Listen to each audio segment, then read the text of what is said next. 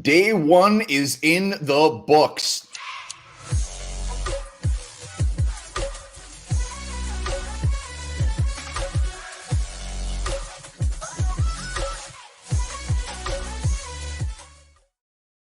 All right, welcome back to the Onebar and Lupagus show. I'm Onebar with Lupagus. Day one is in the books. First round is over. Many surprises. Many what the heck picks. What the heck? We're gonna talk what the heck is right. Yeah, the thing it started out kind of vanilla, and then about pick 11, shit started hitting the fans, and things got a little bit nutty. Yeah, I mean, as far as Vikings fans are concerned, we're going to talk about the Vikings. We're going to talk about the NFC North. We're going to grade the Vikings day one. So stick around. Make sure to subscribe to the channel. Let's get to 7,000. Very close. But yeah, the draft really, as far as clearly we went into this. We wanted Kyle Hamilton. We wanted a pipe dream cornerback. We wanted a receiver. And everything in those first 5-6 picks was completely against any of that happening. Yeah, I mean, you see Sauce go 4, or Sting to go 3, Sauce go 4. Both your corners are sniped. Hamilton still made it down. You still could have receiver Jameson Williams, but the Vikings had other plans. Yeah, Thibodeau then ends up going. I mean, just everybody. But so obviously we make it to pick 12. Kyle Hamilton is on the board. He was the big boy name that we all wanted, everybody wanted. And then clearly they make the big old trade back to 32. Yeah, I always thought the Vikings would maybe move back, maybe to 20. I never imagined they would move all the way back to 32. We did see 29 and 30 with the Chiefs to get both those picks. Vikings decided, you know what, we're going to go to the ass end of this thing and see who falls to us. Yeah, did you watch Kwesi's press conference? No, I just woke up a few minutes ago. That's probably a good thing. Yeah, I mean, it almost seems like he intended to trade back regardless. I mean, listening to his conversation, he kept saying we had 12 guys on the board. We had picked 12. We just didn't have that guy we wanted. So clearly they wanted to trade back. The way I look at this, I mean, we can all agree that it's a pretty dog shit compensation. Would have loved another third, second, anything. But the way I look at it is, and I'm probably wrong, I'm almost glad that Kyle Hamilton was there and we traded back.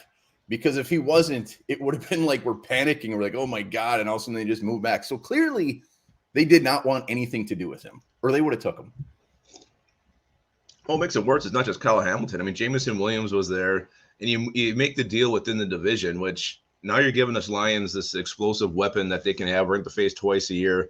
That, to me, should raise the compensation, and you make a much more firmer stand when you're making that deal. But it wasn't, and Jordan Davis was also there. So there's still some players the Vikings fans wanted. Vikings fans have been talking about. We've been talking about for months, and we passed on all of them. So now it is always going to be this comparison, going back, watching how these guys pan out, and see if Kwesi was right to move down and move off these guys.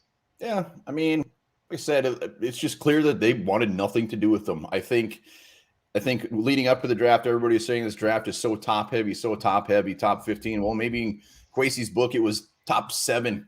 So we end up getting, I'm going to really enjoy that early second round pick today. I'm really going to enjoy that extra third round pick. We'll see how the cards fall, but it's a girls trade. One thing I am surprised about, waking up this morning, my greatest fear that Vikings were just going to be all over. What are these idiots doing? Losers. There's none of that. You look at the grades like NFL.com stuff, Vikings are getting rave reviews. Yeah, everybody loves Lewis Cine, and we should maybe talk about him. So you moved to 32. Dax Hill goes to pick in front of you. Vikings go with Lewis Cine, a guy I've been all over for quite a few months here. Love what Lewis Cine brings to the table. Complete safety, can come up and hit, can cover. There's nothing against Lewis Cine. I mean, he's a great player, but that's what we walked away with in round 1. I mean, it's just tough to swallow. But you're right. I mean, I saw this review, and the one comment that I saw was negative was Cole Strange at the Patriots, and they just wrote ... Yeah, Cole Strange did not get good grades for that pick. But damn it, Patriots are going to be surprised. You're going to love them. So let me ask you this. Would you rather the Vikings stay at 12 and take like a Trent McDuffie or Jordan Davis and not get seen in those extra picks? Because I would have rather have the picks. If it's Hamilton, it's a different story. But if it's like a McDuffie or Jordan Davis, I would rather have seen in the picks. I mean, Jordan Davis, I think I would have been okay with. I've never which been one would you rather have? guy. I think I would have stuck and took Davis if that's what it comes down to. All right. I still think you're probably going to get a quality safety at 46. I mean, we'll see how the board shakes, so maybe not. Maybe there'll be a run. You know it's hard to say not knowing what's going to come up here. What I loved was a quote where the Vikings were asking Georgia players that they were interviewing if they could bring any Georgia player with them to their team they get drafted. They all said Lewis Cine. Let's go. Really? Wow. And he was also from the press conference, Cam Bynum got brought up clearly, and they basically said he's going to get all these guys out on the field. He loves Cam Bynum, and he is going to make this work. So that gets me pretty excited too. Well, and Cam Bynum's versatile. He can play corner. So, I mean, there's a lot of things you can do with Cam Bynum.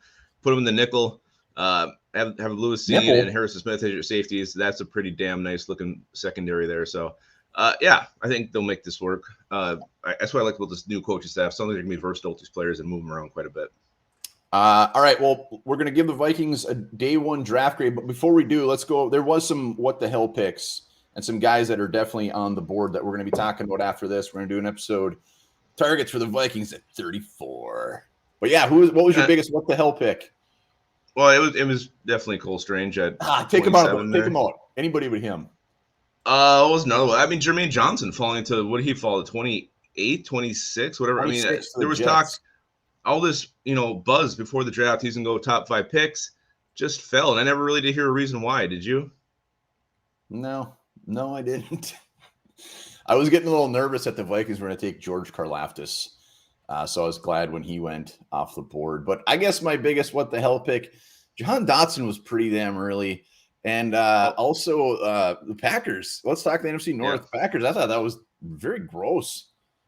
And Pack Daddy was on, and he pretty much hinted that this could be gross, and it was gross. I think I wonder what his reaction is today. Quay Walker at 22, ahead of Devin Lloyd, and then they come back and take Devontae Wyatt.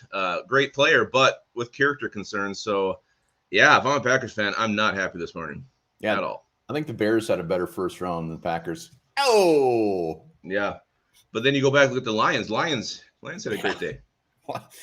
Not only do they get their homeboy Hutchinson, but then they get Jameson Williams.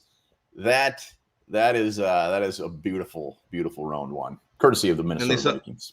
Somehow still have a second round pick, so they get to pick again, fairly early today. So yeah, still some very good players on the board though. Yeah, there's definitely some players Vikings would be interested in. We're gonna hit that up next. I got a few on my list already on my end up. All right, let's wrap the Vikings day one in a bow. What do you give? Not just the pick, the overall day. What grade do you give it? I'm going to give it a D. I'm giving it a D. D. I'm going to give it a C, just a straight up C. Only reason I'm not going D is I'm really going to like this pick. I think we're going to get somebody fantastic right at 34. I hope it is. If 34 is gross, I might pull up, I guess, later on here. Be very upset. But the only thing that saves it is, again, that those guys were actually on the board. I don't know why that makes me feel better that we just passed on them. Didn't want them. That makes me feel worse. Yeah, I know. I'm not saying I'm right. I'm just saying for some reason, at least I know they didn't want him. And I think what makes it a D for me instead of a C is this trade was within the division. If it was, if he traded with like Jacksonville or the Chiefs or somebody else, I'd feel better about it. But now you got to face this player, and I don't know. You got to get more if that's what you're going to do. Yeah, he was. Somebody was grilling him at the press conference about that, and he said, "Well, we're not worried about them. They have to beat us." I don't know. He was still cool as a cucumber. It was wonderful. I'm sure. All right, let us know your day one grades. I'm expecting a lot of Fs, a lot of Ds, and maybe some weirdo with a beautiful A+.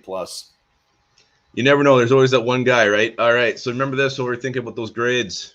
Carbon dioxide released by humans is slowly turning the ocean into acid.